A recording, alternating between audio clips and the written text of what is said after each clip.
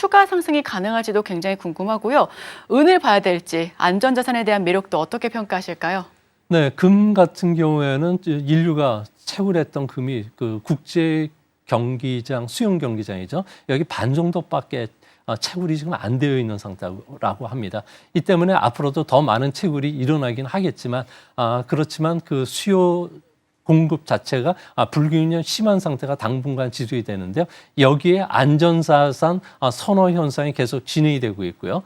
이뿐만 아니라 그 중국을 비롯한 브릭스 플러스 국가들 9개국이 기본적인 그 새로운 통화라고 하는 유닛에 금이 40% 포함이 되고 있기 때문에 중국 같은 경우에는 외환 보유고 중에서도 금 보유량이 3개월 연속 증가하면서 현재는 2,284톤 정도를 보유하고 있다고 하면 앞으로도 더 많은 금을 보유할 수밖에 없는데 이제 앞으로 트럼프의 대중국과 관련된 규제 그리고 상호 관세 부과라든지 다양한 그 관세 정책이 진행이 되면은 외국 기업뿐만 아니라 외국 그 중앙은행들 같은 경우는 외환 보유에서 금에 대한 비중이 계속 늘어날 수밖에 없지 않나 보여집니다. 그런 측면에서 보면은 현재 국제 금 가격은 계속 상승 추세를 이어갈 것으로 보여지는데요. 1트로이 온스당 3,000달러 정도까지는 돌파하는 데는 좀 크게 문제가 없지 않나 보여집니다. 하지만 3,000달러를 돌파해서 계속 상승하기에는 여전히 부족한 면이 있는데요. 금 투기 매수 물량들 같은 경우에는 과거 최고치인 30만 장 전후까지 쌓여 있기 때문에 3,000달러 전후에서는 이 차익 물량들이 한꺼번에 쏟아질 수 있다는 점에서도 아무래도 시장에서는 금 대신 은을 선호하는 현상도 이 때문인 것으로 보여집니다. 네, 국제 금가격 같은 경우에는 트로이 온스당 3,000달러 전후에서 차익 매물이 좀 나올 것으로 보여지고요. 그렇다면은 상대적으로 은 쪽으로 수요가 더 몰릴 수도 있겠다라는 점 참고하시길 바랍니다. 상해 종합지수가 10월 고점 대비해서 약 7% 정도 하락한 상태입니다. 중국 증시 부진을 면치 못하는 이유가 미국 때문이다라고 좀 명확하게 할 수는 없겠지만 그럼에도 불구하고 미국향 영향이 좀 클 것으로 보여지는데요. 향후 중화권 증시 흐름 어떻게 보시는지도 굉장히 궁금하고요. GDP도 그렇고 중국 측에서는 그래도 좋아지고 있다라고 매일 발표를 하고 있는데 우리가 어떻게 좀 대응하면 좋을까요?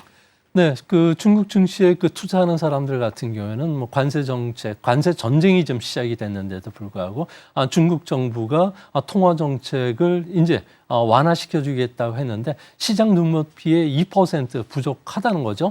새로운 여러 가지 정책들이 발표되지 않고 있기 때문에 중국 증시는 10월 그 중순에 고점을 친 이후에는 계속적으로 조정이 좀 깊어지는 그런 모습을 보여주고 있습니다. 하지만 단기적으로 중국 증시가 반등할 수 있는 모멘텀이 강해지고 있는데요. 이같이 보는 거는 중국 증시는 정책 시장이라는 표현처럼 이제 전인대회가 각 지방서부터 춘절 이후에 이번 주부터 본격적으로 진행이 되면서 각 지방 정부를 중심으로 한 여러 가지 보조금 정책들이 발표가 되고 있습니다. 이뿐만 아니라 이제 조만간에 중국 정부 같은 경우에도 이제 SOC 사업 투자 확대라든지 소비 진작책, 반도체와 관련된 생성 AI, 전략적 지원 산업들과 관련된 여러 가지 지원안들이 지금 전인대에서 발표될 가능성이 높고요. 또 춘절에서 돌아온 기업들 같은 경우에도 공장을 중심으로 해서 시작 버튼이 눌러지면서 전반적인 경제 활동이 좀 활발해지는 그런 시즌이 들어갔다는 겁니다.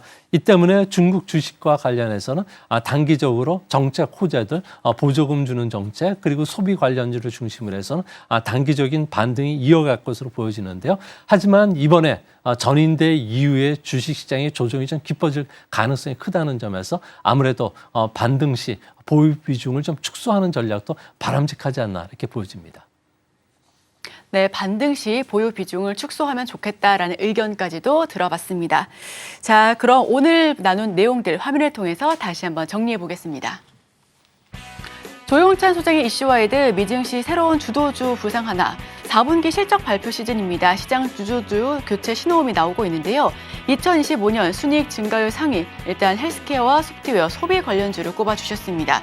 금융시장의 갑작스러운 리스크 오프 현상에 주의할 필요가 있다는 부분과 함께 중화권 움직임까지 짚어봤습니다.